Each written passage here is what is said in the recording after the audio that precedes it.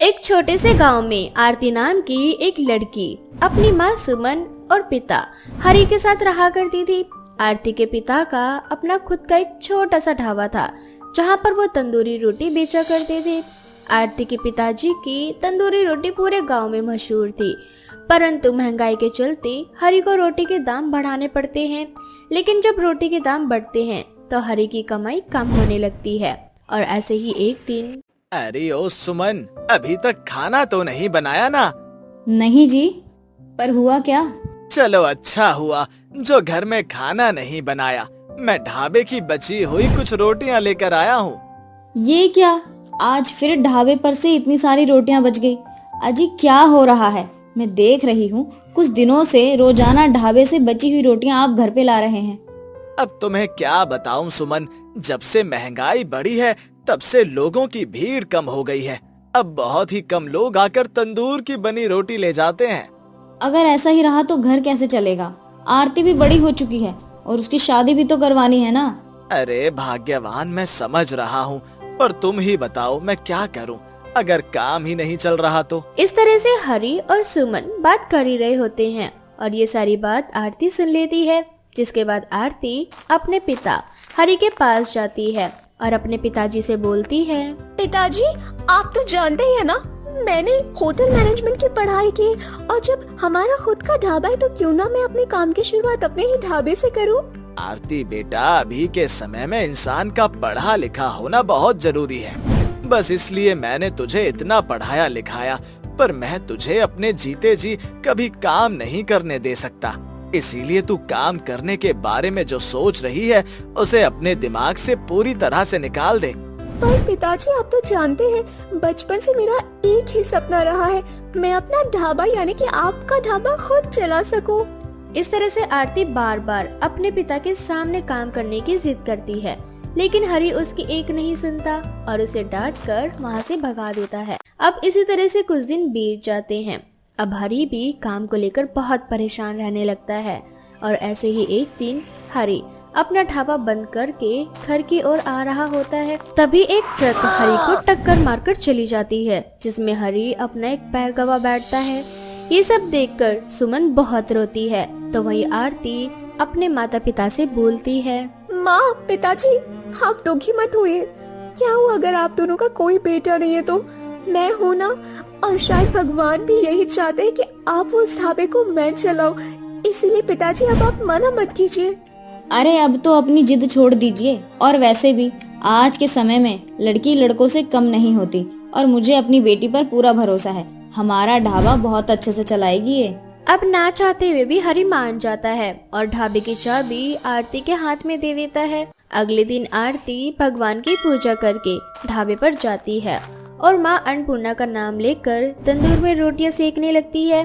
लेकिन ग्राहक के आने से पहले ही गरीब भिखारी औरत उसके ढाबे पर आती है और रोते हुए आरती से बोलती है, बेटिया, मैं तुम्हारे आगे हाथ जोड़ रही हूँ, प्लीज तुम मना मत करना। मेरे बच्चों ने कल से कुछ नहीं खाया, वो भूखे हैं। अगर वो इसी तरह से भूखे रहे तो वो मर जाएंगे। बेटिया, मुझे कुछ खाने को दे दो ताकि मैं वो खाना अपने बच्चों के लिए ले जा सकूं। मैं बहुत गरीब हूँ, अपने बच्चों को 2 वक्त का खाना नहीं खिला पा रही, प्लीज मेरी मदद कर दो। उस औरत की आंखों से निकलते आंसू देखकर आरती से रहा नहीं जाता और उसने जो तंदूर में रोटियां सेकी थी वो रोटियां आरती उस भिक्षुक को दे देती है। अब इसी तरह से अगले दिन भी सुबह आरती के आने से पहले ही वो औरत ढाबे पर आ जाती है और एक बार फिर आरती के आते ही उससे खाना मांगने लगती है। एक बार फिर से आरती उसे खाना खाने को दे देती है। इस तरह से कुछ दिन बीत जाते हैं। आरती के ढाबे पर उस भिखारिन के सिवा और कोई ग्राहक नहीं आता। ये देखकर अब आरती का मनोबल टूटने लगता है। लेकिन इस बार वो भिखारन अपने हाथों में राख लेकर आती है और आरती से बोलती है, बेटा, आज मैं तुमसे खाना मांगने नहीं बल्कि तुम्हारे इस दया भाव से इतनी ज्यादा खुश हुई हूँ कि तुम्हारे लिए ये जादुई राख लेकर आई हूँ। क्या? जादुई राख? पर इस जादुई राख से क्या होगा? बेटा, जब तुम इस जादुई राख को अपने तंदूर में डालोगी तो तुम्हारा तंदूर पूरी तरह से जादुई हो जाएगा। और जब इसमें तुम रोटियां डालोगी ना तो इसमें से अनेकों रोटियां निकलेंगी। साथ ही कभी भी तुम्हारी रोटियां कम नहीं पड़ेंगी। और तो और इन रोटियों का स्वाद इतना लाजवाब होगा कि तुम्हारा कोई भी ग्राहक बिना रोटी खाए जाएगा ही नहीं। इतना बोलकर वो औरत उसे जादुई राख दे देती है। उस औरत के कहने पर अब आरती जादुई राख को अपने तंदूर में डालकर जैसे ही पीछे मुड़ती है तो वो देखती है कि वो औरत वहां से गायब हो चुकी है। ये देखकर आरती बहुत परेशान हो जाती है और खुद से बोलती है, कौन थी ये मायावी औरत जो मुझे ये राख देकर गई है? इतना सोचकर अब आरती तंदूर में एक रोटी डालती है और वो देखती है कि पल भर में ही वो रोटी एक से अनेक रोटी बनकर अपने आप बाहर निकल रही है। और उस रोटी की खुशबू इतनी लाजवाब होती है कि लोग अपने आप वहां खींचे चले आते हैं। कुछ लोग तो खाना खाने के साथ आरती की रोटियों को पैक भी करवा लेते हैं। ये देखकर आरती बहुत खुश होती है और घर जाकर अपने माता पिता से बोलती है, माँ माँ माँ, आज मैं बहुत खुश हूँ। पर क्यों? माँ, क्योंकि हमारी तंदूर अब एक जादुई तंदूर बन चुकी है। आपको पता है आज क्या हुआ? इस तरह से आरती अपने माता पिता को पिछले हुए कुछ दिनों की घटना बताती है और मायावी उस औरत के बारे में भी, जिसके बाद सुमन आरती से बोलती है, आरती बेटा, जरूर वो मायावी औरत माता अन्नपूर्णा रही होंगी जो कुछ दिनों में तेरी परीक्षा ले रही थी और तू उन परीक्षा में पास हो गई है। अब अगले दिन आरती अपने माता पिता को ढाबे पर ले जाती है, जहां वो लोग देखते हैं कि ढाबा खोलने से पहले ही वहां ग्राहकों की भीड़ लगी हुई है। ये देखकर आरती अब अपनी रोटियों का दाम कम कर देती है और जादुई तंदूर में जैसे ही आरती एक रोटी तंदूर में डालती है, रोटियां एक से अनेक हो जाती है। अब आरती शाम को ढाबा बंद करने से पहले अपनी बनाई हुई रोटी को गरीब लोगों में बांटती है। ये देख उसके पिता हरि आरती से बोलते हैं, आरती बेटा, मुझे एक बात समझ नहीं आ रही। ढाबा बंद करने के बाद तू बची हुई रोटियों को इन गरीब लोगों में क्यों बांटती है? पिताजी, क्योंकि उस मायावी औरत ने मुझसे बोला था कि इस तंदूर में बनी हुई रोटियां कभी भी घटेंगी नहीं और हमेशा उतनी ही रोटियां बनेंगी जितने भी लोग हमारे ढाबे पर आएंगे। परंतु हमेशा ये कुछ रोटियां बच जाती है। इसका मतलब तो यही हुआ ना पिताजी कि ये रोटियां गरीब लोगों की है जिसे मुझे देना है। बस इसीलिए मैं ये बची हुई रोटियां गरीबों में बांट देती हूँ पिताजी। शाबाश मेरी बेटी, आज तुझे अपनी बेटी कहते हुए मुझे गर्व हो रहा है। बस अब भगवान से मेरी एक ही दुआ है, जल्दी से मैं ठीक हो जाऊं ताकि मैं ढाबे पर तेरे साथ रहकर तेरी मदद करवा सकूं। पिताजी, माता रानी ने चाहा तो ये दिन भी बहुत जल्द आएगा। इस तरह से अब आरती अपने घर की सारी जिम्मेदारियों को संभाल लेती है और साथ ही जादुई तंदूर की मदद से जरूरतमंद और भूखे लोगों की मदद करती है और गरीब लोगों की दुआएं पाती है। सूरज, अमन और अमित तीनों दोस्त आधी रात को भानगढ़ घूमने जाते हैं। तभी बीच रास्ते में उनकी गाड़ी खराब हो जाती है। गाड़ी खराब होने पर सूरज बोलता है, शिट यार, इस गाड़ी को भी अभी खराब होना था। अब इस गाड़ी पर गुस्सा निकालना छोड़ और ये सोच कि इस सुनसान जंगल में हम कहाँ रहेंगे, क्योंकि मुझे बहुत जोरों की भूख लग रही है और प्यास भी, समझा? मैंने तो तुम दोनों को बोला था घर से निकलते समय कुछ खाने को ले लेते हैं, पर नहीं, तुम तो लेट नाइट पार्टी करने जा रहे हो। फिर भला रास्ते के लिए क्यों कुछ लोगे? अब देख लो, फंस गए ना इस जंगल में इस गाड़ी के खराब होने की वजह से। अब साले तू अपना ज्ञान अपने पास रख, देखा मैं ज्ञान की जरूरत नहीं है, समझा? अबे यार, लड़ना बंद करो और यहाँ पर कहीं रहने का इंतजाम देखो। कहीं तो रात काटनी पड़ेगी ना, ऐसे जंगल में तो नहीं बैठे रह सकते। इतना बोलकर तीनों जंगल के कच्चे रास्ते पर चलने लगते हैं। थोड़ी दूर जाकर उन्हें एक बूढ़ा बाबा दिखता है जिसके हाथों में एक लाल टेन होती है। बूढ़े बाबा को देखकर सूरज उनसे बोलता है, बाबा, यहाँ कोई होटल वगैरह कुछ मिलेगा क्या? वो दरअसल हमारी गाड़ी खराब हो चुकी है, हमें रात बितानी है। तभी अमन की नजर जंगल के बाहर कुछ ही दूरी पर एक वीरान हवेली पर जाती है। उस हवेली को देखकर अमन सूरज से बोलता है, अबे तू बाबा से क्यों पूछ रहा है? उनकी उम्र हो चुकी है। वो देख सामने, क्या आलीशान हवेली है। अपन लोग आज उसी में अपनी रात गुजारेंगे। अबे यार सूरज, अमन बिल्कुल सही बोल रहा है। आज रात को हम उसी हवेली में अपनी रात गुजारते हैं। और देखना, वहाँ कुआं भी है, अपने पानी का जुगाड़ भी हो गया। मुझे बहुत प्यास लगी है भाई।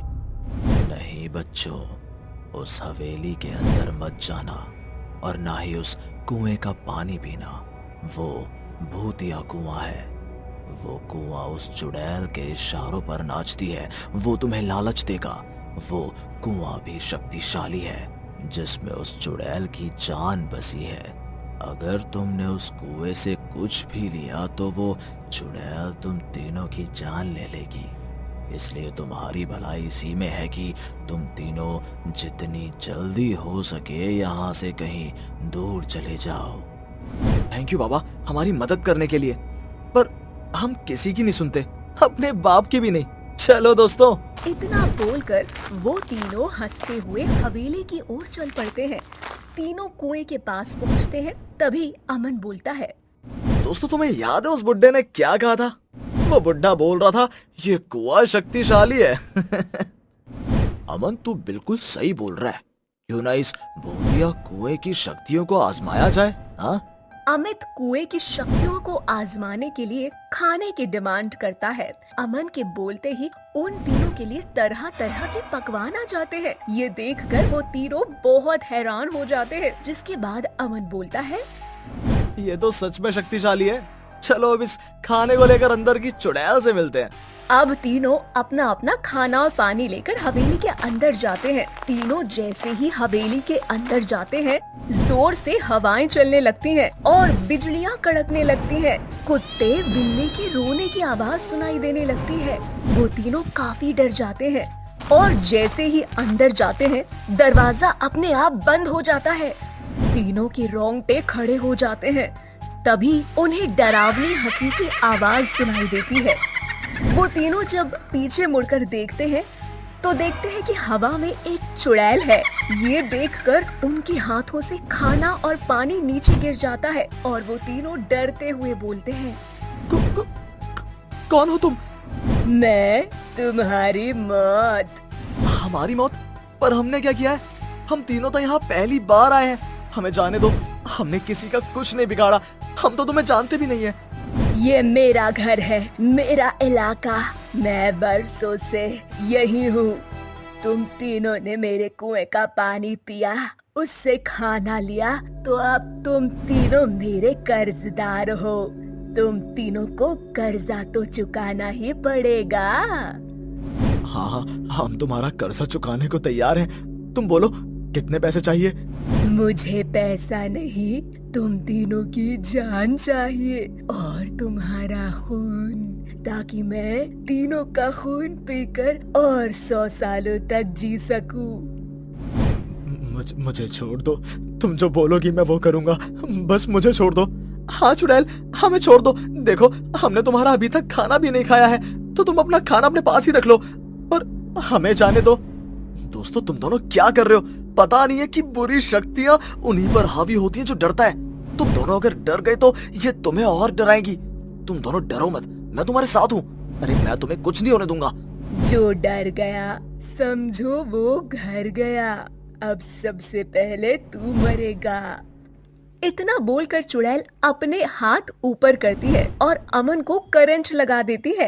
अमन को करंट लगता है और वो हवा में उड़ जाता है और एकदम से नीचे गिरता है। अमन के नीचे गिरते ही उसकी मौत हो जाती है। ये देखकर अमित और सूरज बहुत डर जाते हैं और दोनों भागने लगते हैं। चुड़ैल अमित के पीछे पड़ जाती है। अमित हवेली के अंदर भागता है और काल कोठरी के अंदर छुप जाता है। तो वही सूरज हवेली के बाहर भागता है, जहाँ वो कुआं देखता है। कुएं को देख उसे उसी बाबा की याद आती है और सूरज खुद से बोलता है, इस चुड़ैल ने अमन को मार डाला। इस चुड़ैल से अपनी जान बचाने का बस अब एक ही रास्ता है कि मैं इस कुएं को तोड़ दूं और कैसे भी करके इस कुएं को नष्ट कर दूं। मुझे यही करना होगा। उससे पहले वो चुड़ैल मुझे मारने के लिए हवेली के बाहर आए। मुझे कुछ भी करके इस कुएं को खत्म करना होगा। सूरज कुएं को खत्म करने के लिए आसपास औजार ढूंढने लगता है। तो वही चुड़ैल अमित को ढूंढने के लिए काल कोठरी के अंदर जाती है, जहाँ वो देखती है कि अमित एक अलमारी के अंदर छिपा हुआ है। चुड़ैल अपनी जादुई शक्तियों से उस अलमारी को खोलती है और अमित के पास जाने लगती है।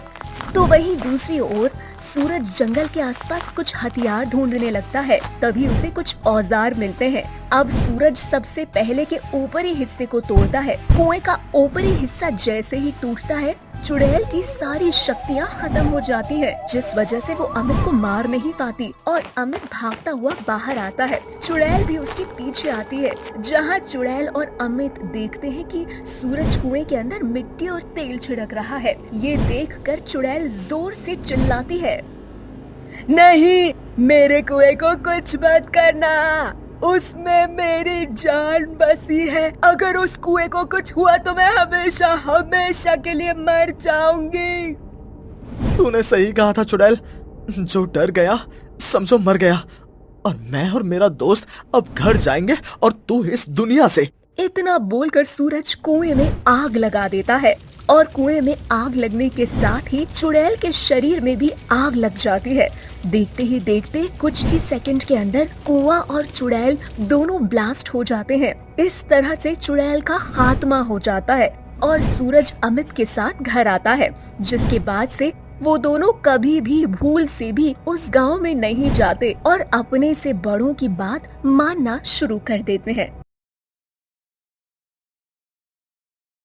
सिमरन बहुत खुश थी क्योंकि उसका बेटा उसके लिए बहू लेकर आया था। लेकिन जब सिमरन ने अपनी बहू को देखा तो उसके पैरों तले जमीन खिसक गई और वो अपने बेटे से बोलने लगी, अरे बेटा, तू तो इंग्लैंड गया था ना, वहाँ से गोरी मैम लेने, लेकिन तू तो ये काली कोयल लेकर आ गया है। हे भगवान, अब तो मुझे अपना फ्यूचर नजर आ रहा है। कहाँ हम सब गोरे गोरे और आने वाला फ्यूचर हमारा काला काला। क्या माँ, आपको तो खुश होना चाहिए कि मैंने इंग्लैंड में रहकर भी अपने लिए और आपके लिए इंडियन लड़की देखी। और रंग में क्या रखा है, इंसान की सीरत देखनी चाहिए। और वैसे भी पूर्वी सर्वगुण संपन्न है, एक भी काम नहीं है जो आपकी बहू ना कर सके। देव के काफी समझाने पर सिमरन मुंह बनाना बंद कर देती है और अपनी बहू को अपने साथ उसके कमरे में ले जाती है।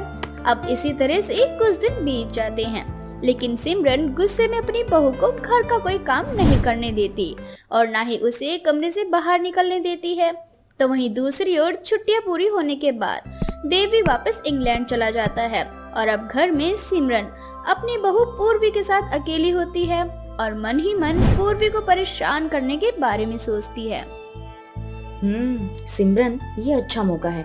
देव इंग्लैंड गया है तो क्यों ना इस बीच कुछ ऐसा करूं कि ये काले तवे जैसी दिखने वाली मेरी बहू अपने आप यहाँ से चली जाए। लेकिन ऐसा क्या करूं? सिमरन अकेली बैठी बैठी ये सब चीज सोच ही रही होती है कि तभी पूर्वी अपने कमरे से बाहर निकल कर आती है और सिमरन से बोलती है, माँ जी, मुझे यहाँ आए 15 दिन से भी ज्यादा हो चुके हैं, परंतु मुझे लगता है कि आप अब भी मुझसे नाराज हैं। माँ जी, अब मैं जैसी हूँ इस घर की बहू हूँ। माँ जी, आप यही आराम कीजिए, मैं आपके लिए नींबू पानी बनाकर लाती हूँ, गर्मी बहुत ज्यादा हो रही है। इतना बोलकर पूर्वी वहाँ से जाने लगती है। तभी सिमरन के दिमाग में एक खतरनाक प्लान जन्म लेता है और वह पूर्वी को रोकते हुए बोलती है, 1 मिनट, मेरी कोयल जैसी दिखने वाली बहू। जी माँ जी। शाम हो रही है और शाम को मैं नींबू पानी नहीं बल्कि चाय पीती हूँ, वो भी अदरक और इलायची गिराकर। अब जाकर मेरे लिए बढ़िया सी चाय बना कर लिया, और हाँ, याद रखना अपनी जैसी काली मत करना।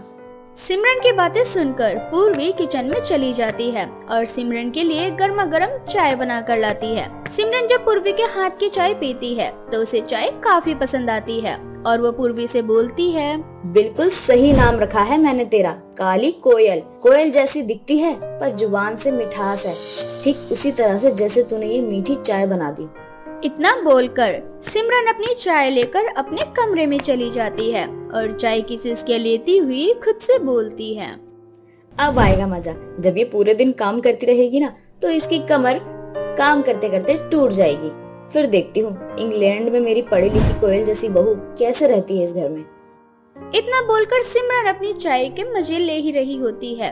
अब इसी तरह से रात हो जाती है और सिमरन पूर्वी को आवाज देती हुए उससे बोलती है, अरे ओ मेरी काली कोयल, कहाँ मर गई? वैसे तो तू बड़ा बोल रही थी कि अब मैं ही इस घर की बहू हूँ। अरे अब क्या हुआ? अब बहू होने का फर्ज नहीं निभाना क्या तुझे? सिमरन की आवाज सुनकर पूर्वी जल्दी से सिमरन के पास आती है। बोलिए माँ जी, क्या हुआ? क्या हुआ?